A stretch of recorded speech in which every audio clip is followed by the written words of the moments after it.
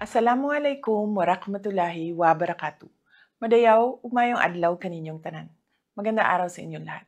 The Office of the Vice President is deeply concerned about the welfare of Filipinos working and living in the Middle East as hostilities continue to escalate.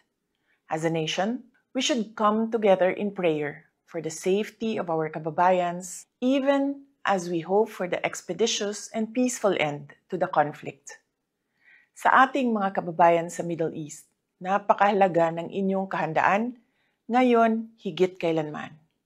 Umiwas sa fake news, disinformation, at misinformation.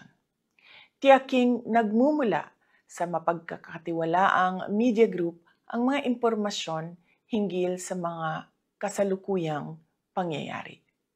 Pakinggan ang payo ng mga otoridad para sa maayos na evacuation at iba pang mga importanteng hakbang para sa inyong kaligtasan.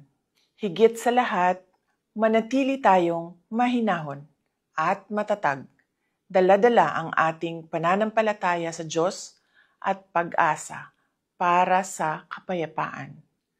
To all the governments involved in the conflict, we hope that you will always uphold the norms that safeguard humanity during these challenging times. Sabay-sabay nating pangalagaan ang buhay at kinabukasan ng bawat Pilipino. Syukran.